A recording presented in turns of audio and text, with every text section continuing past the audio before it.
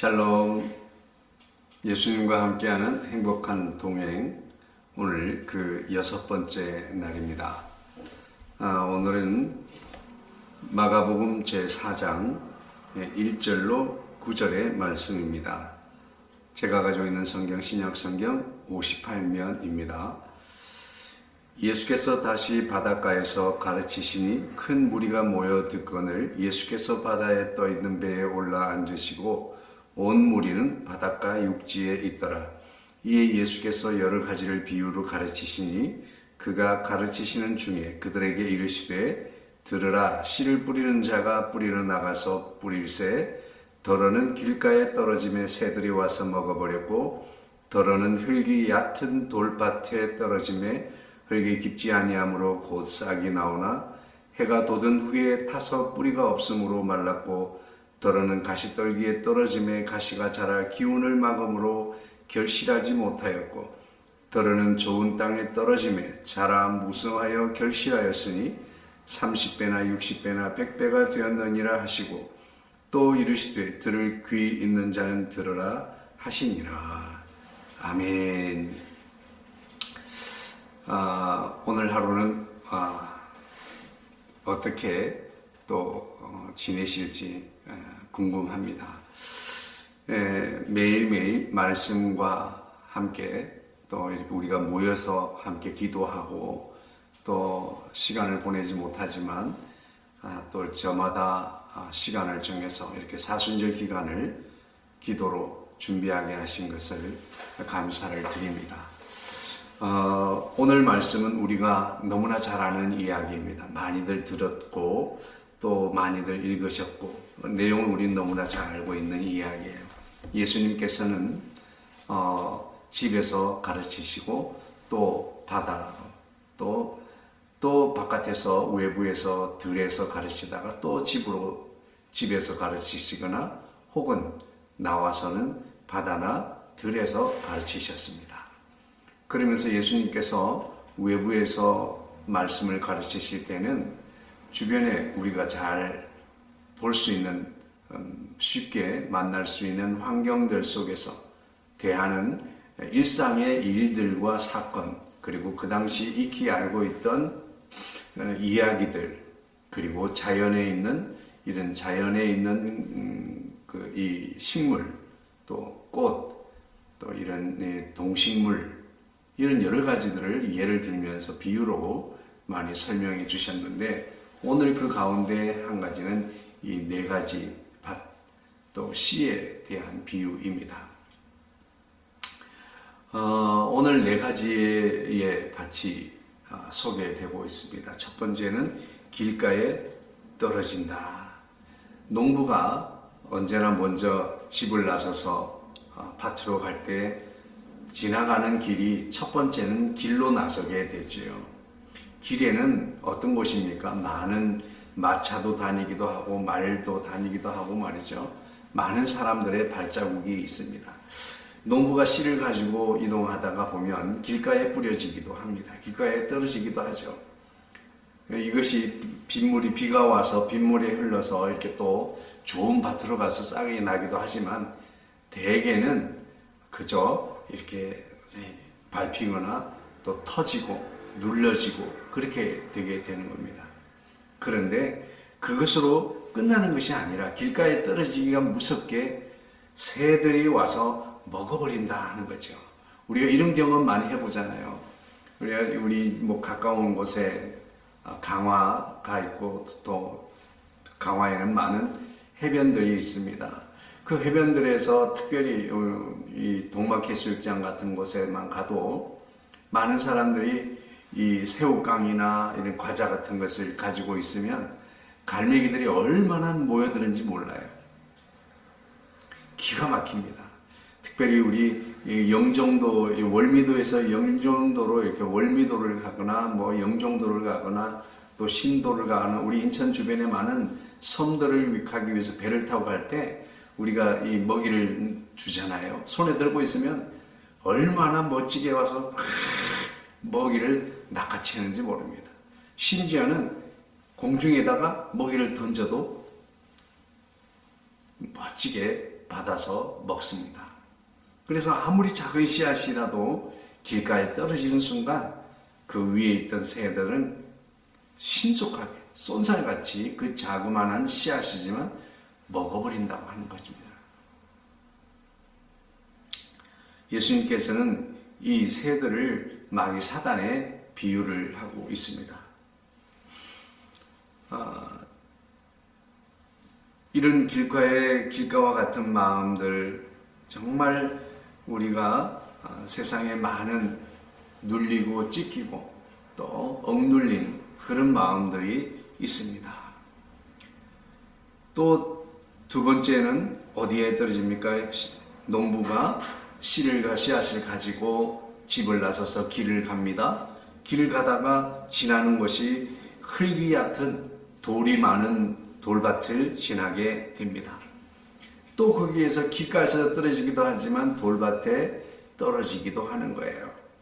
돌밭에 떨어지면 어떻게 됩니까? 돌밭에는 흙이 깊지를 않습니다. 일단은 씨앗이 땅에 있으면 땅 속으로 뿌리 내리는 시간이 필요해요.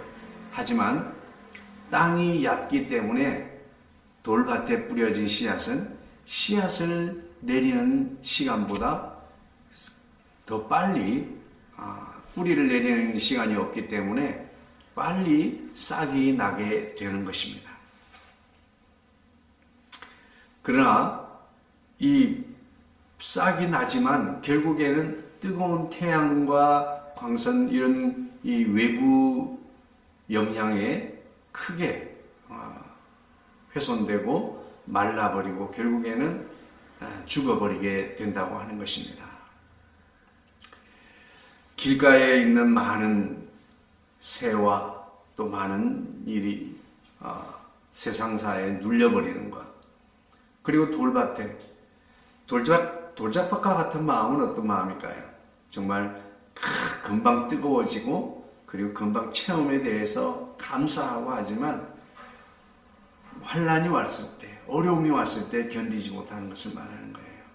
우리의 신앙생활은 항상 평안하고 우리의 신앙생활은 항상 좋은 일만 우리가 있는 것은 아닙니다. 어려움도 있고 또 신앙생활 가운데서도 고난이 있을 수 있습니다. 하지만 어제도 말씀드렸지만 주님이 원하시는 것은 우리가 믿음 안에서 정말 그 고난 가운데 믿음으로 든든히 서는 것을 말하고 있습니다. 오늘 저와 여러분은 정말 하나님의 말씀 가운데에서 우리가 든든히 세워져 갈 수 있게 되기를 원합니다. 길가에 있는 씨앗, 돌짝밭 같은 그 씨앗도 하나님의 말씀이 그 밭에 임하게 되면 그 밭을 뒤집어 놓게 될 줄로 믿습니다. 아무리 돌짝밭과 같은 이 안반석과 같은 돌짝밭이라도 하나님의 말씀은 살았고 운동력이 있다고 그랬습니다. 그 말씀이 임하면 그 말씀이 분쇄되고 좋은 밭으로 변할 수 있게 될 줄로 믿습니다. 그러므로 우리가 날마다 말씀 앞에 무릎 꿇을 수 있어야 하겠습니다. 세 번째 밭은 어디에 떨어진다고 그랬습니까? 가시떨기에 떨어진다고 했습니다. 이제 길집 밭에서 밭을 가기 위해서 나온 농부가 씨앗을 가지고 가다가 길가에 흘리기도 합니다. 그리고 돌짝밭에도 흘리기도 합니다. 그런데 이제 가시덤불이 있는 가시나무를 또 지나게 되는 겁니다. 가시떨기에 떨어졌다라고 말하고 있습니다. 주로 이런 가시를 가진 나무들은 생존력이 강합니다. 자기 보호를 위한 장치가 바로 가시죠. 특별히 이 사막에 있는 그 열악한 환경에 자라난 식물일수록 자기를 보호하는 가시를 둘러싸고 있는 것들을 우리는 잘 볼 수 있습니다. 그만큼 생존력이 강하고 그리고 그들은 그룹을 이루어서 같이 생존을 위해서 협력하고 있는 거죠. 그곳에 떨어지게 되면 결국에는 가시가 기운을 다 막아버려서 자라지 못하고 결실하지 못한다고 말씀하고 있습니다. 그런데 예수님께서는 이 말씀을 뭐라고 말씀하십니까? 그렇게 말씀하고 있어요. 길가에 부러진 것은 사탄이 와서 말씀을 빼앗는 것이고, 돌짝반에 떨어졌다고 하는 것은 말씀의 깊이가 없다는 거예요. 그냥 그 뜨거운 신앙으로 그 순간순간에 변하는 것을 말해요. 말씀이 없는 신앙을 말하는 거예요. 그리고 오늘 세 번째, 가시떨기에 떨어졌다고 하는 것은 염려와 재물의 유혹 때문이라고 예수님이 말씀하고 있습니다. 19절의 말씀에. 오늘 우리는 저마다의 염려와 근심이 없을 수는 없습니다. 하지만 어떠한 모양으로든지 근심하고 염려할 때에 우리는 거기에 신앙적, 영적 기운을 뺏기고 마는 것입니다. 하나님의 말씀이 우리 속에 자리를 뿌리를 내리고 잎이 나고 싹이 나고 자라나야 되는데 그 기운을 막아버린다는 것. 무엇이? 염려가. 그리고 재물에 대한 유혹이 말이죠. 모든 대부분의 우리의 근심과 염려는 재물에 관한 것입니다.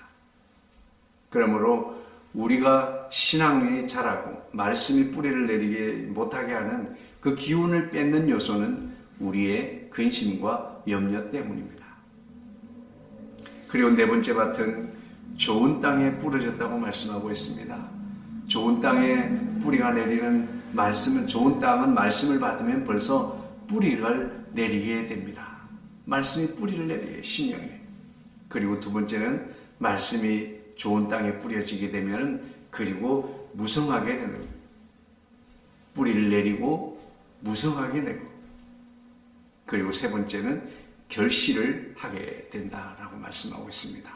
오늘 저와 여러분은 하나님의 말씀은 동일합니다. 하나님의 말씀은 살았고 운동력이 있습니다. 하나님의 말씀은 과거에도 그렇게 역사하셨고 하나님의 말씀은 오늘날에도 역사하고 있습니다. 하나님의 말씀은 씨앗입니다. 씨앗은 하나님의 말씀에 씨앗을 비유했습니다. 예수님께서. 그 말씀과 하나님의 말씀의 씨앗의 공통점이 뭐가 있겠습니까? 씨앗 속에는 생명이 있습니다. 생명이 있어요. 하나님의 말씀에도 생명이 있습니다. 오늘 그 말씀은 결실하게 되고 열매를 맺게 된다고 하는 거죠. 그런데 오늘 저와 여러분 이 말씀에는 일정한 규모를 가지고 있습니다. 씨앗이 생명이 있는 것처럼 씨앗에는 일정한 규모를 가지고 있어요. 아무리 작은 씨앗도 그 씨앗 나름대로의 규모를 가지고 있는 거예요. 감사하게도 하나님께서 우리에게 말씀을 주시되 성경이라고 하는 것을 통해서 우리에게 말씀을 주셨습니다. 그러므로 하나님의 말씀을 받을 때에 아무렇게나 받을 것이 아니죠. 우리가 하나님 앞에 성경을 대할 때에 하나님의 앞에서 말씀을 받는 것처럼 성경을 대하는 저와 여러분이 되어야 될 줄로 믿습니다. 그래서 이번 사순절을 지나서 부활의 기쁨과 함께 우리가 이 사순절을 지나면서 우리의 심령이 좋은 심령의 밭이 되어서 어제나 오늘나 변함이 없는 그 말씀 씨앗은 여전하지만 우리의 마음에 좋은 밭이 되어서 열매를 맺어야 될 줄로 믿습니다. 오늘 저와 여러분, 세상은 여러 가지 많은 어려움과 근심과 염려가 있습니다.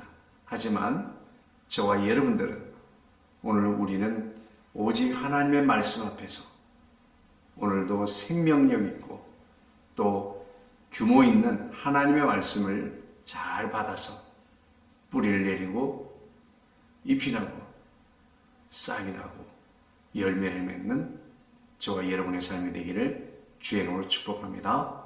기도하겠습니다. 고마우신 아버지 감사합니다.